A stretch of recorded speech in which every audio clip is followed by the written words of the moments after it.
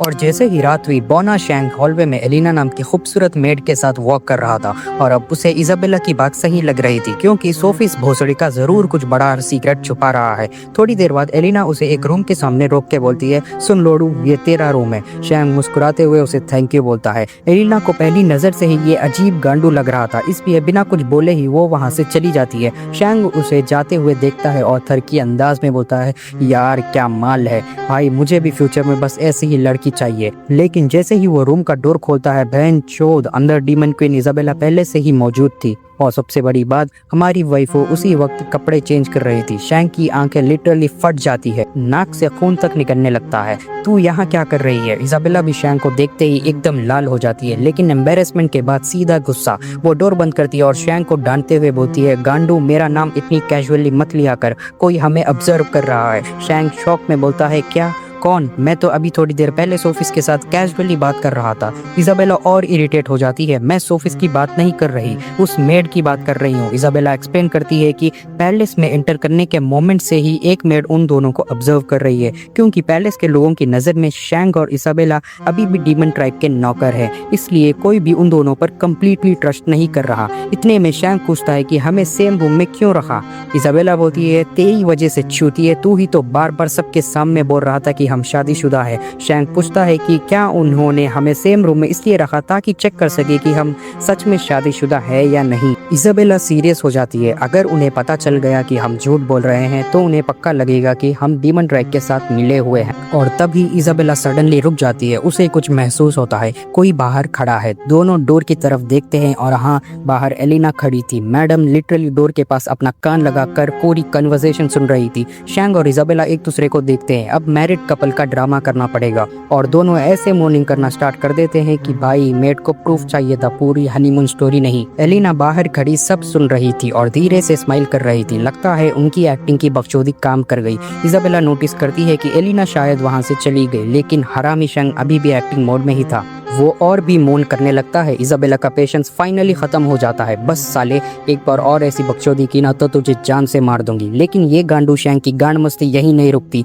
वो पूछता है कि तो अब क्या एक्टिंग बंद करे और असली में कर ले? ये सुनते ही इजाबेला गांडू शैंग का सर फोड़ देती है। तू जमीन पर सोए का मादरचोद, पलंग मेरा है। शैंग अपना सर पकड़ के रह जाता है। इजाबेला उसे एक टेरिफाइंग लुक देती है, और अगर मेरे सोने के बाद तूने कुछ ट्राई किया तो तेरी लुल्ली काट दूंगी, समझा चूतिए? शैंग तुरंत अपना चीक रब करता है, अरे भाई तू मुझे समझती क्या है, मैं वैसा बंदा नहीं हूँ, मैं बहुत शरीफ। थोड़ी देर बाद शैंग अचानक सीरियस हो जाता है और पूछता है, इजाबेला अगर तू मुझे यहाँ समन कर सकती है तो क्या तू मुझे ओरिजिनल वर्ल्ड में वापस भी भेज सकती है? इजाबेला का आंसर उसकी सारी होप्स पर ठंडा पानी डाल देता है, नहीं। शैंग चुप हो जाता है, उसके दिमाग में तुरंत एक चीज आती है, मैजिक रिंग, वही रिंग जिसकी वजह से शायद वो यहाँ आया था। इजाबेला अपनी रिंग मुझे थोड़ी देर के लिए दे। इजाबेला बिना ज्यादा सवाल किए उसे अपनी रिंग दे देती है।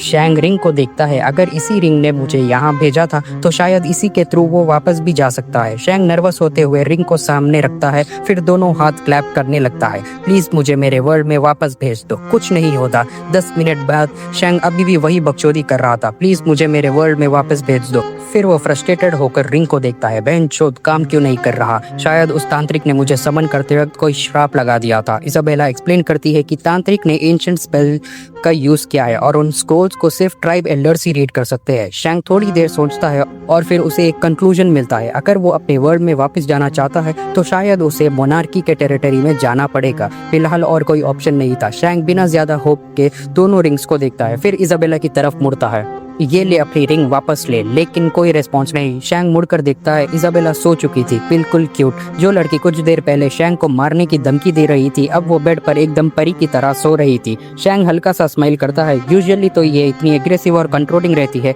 लेकिन सोती हुई काफी क्यूट लगती है। लेकिन शैंग को पता नहीं था कि पैलेस के एक विंडो के ऊपर से कोई और भी उन्हें ऑब्जर्व कर रहा था। सोफिस वो रात के तारों को देख रहा था। तभी एक मेड उसके पास आती है, मास्टर। सोफिस मुड़कर पूछता है, उन दोनों को ऑब्जर्व कर पाई? मेड का फेस लाल हो जाता है, वो कंफर्म करती है कि हाँ, और ये भी बताती है कि दोनों डीमन ट्राइब से सेफली अराइव हो चुके हैं। सोफिस उसके पास जाता है और अचानक उसकी कमर पकड़कर अपने पास खींच लेता है। मेड एकदम शर्मा जाती है। सोफिस कुछ सेकंड्स के लिए शैंग के बारे में सोचता है और फिर एक अजीब बात बोलता है, जब मैंने उसे पहली बार देखा मुझे उसके साथ एक स्ट्रेंज कनेक्शन फील हुआ। ऐसा लगा जैसे हम एक ही फैमिली से हैं। और फिर उसे अपना खोया हुआ भाई याद आता है, वो भाई जो सालों पहले गायब हो गया था। सोफिस धीरे से बोलता है, हो सकता है ये हीरो मेरा खुद का भाई हो। सोफिस की बातों पर मत आओ भाई, ये सिर्फ उस बौने शैंक की गांड मारना चाहता है। मेड एलिना उसका फेस टच कर दी है और धीरे से बोलती है, मास्टर बहुत टाइम हो गया है जब मैंने आपको ऐसी स्माइल करते हुए देखा था। सोफिस तुरंत उसके तरफ देखता है, तू मेरे लिए खुश है? एलिना कुछ नहीं बोलती, बस स्माइल कर देती है। सोफिस सीधा बेड की तरफ जाता है, उसके हाथ पकड़ता है। एलिना का चेहरा एकदम लाल और फिर सोफिस बोलता है, आज रात यहीं रुक जाओ। एलिना नर्वस होकर हाँ कर देती है। दोनों एक दूसरे को एम्ब्रेस करते हैं। रूम में सिर्फ बेड साइड लैंप चल रहा था और रात धीरे धीरे गुजर जाती। अगली सुबह शैंग अभी भी जमीन पर पड़ा हुआ गहरी नींद में सो रहा था। गांडो पूरी रात जमीन पर सोया था। फाइनली उसकी आंखें खुलती है। वो स्लीपी फेस के साथ उठता है और साइड में बेड को देखता है। इजाबेला ये कहाँ चली गई? तभी बाहर से आवाज आती है, ओए लोडू शैंग। शैंग डोर खोलता है और सामने वही मेड खड़ी थी, एलिना। वो स्माइल करके बोलती है, उठ गया लोड़े? और उसके हाथ में कपड़ों का एक बंडल था। एलिना बताती है कि मास्टर ने पर्सनली ये क्लोथ्स तेरे लिए भेजे हैं। शैंग कपड़े पहन लेता है और एलिना बोलती है, ये कपड़े तुझ पर काफी अच्छे लग रहे हैं, शायद आज मास्टर तेरी गांड मारेंगे। शैंग थोड़ा सरप्राइज्ड होता है, लेकिन फिर उसे एक चीज याद आती है, वैसे इजाबेला कहाँ है? एलिना बोलती है, वो और मास्टर सोफिस अभी गार्डन में ट्रेनिंग कर रहे हैं। मतलब तुम समझ जाओ क्या हो रहा है। फिर वो शैंग की तरफ देखकर बोलती है, अगला नंबर तेरा ही है भड़वे।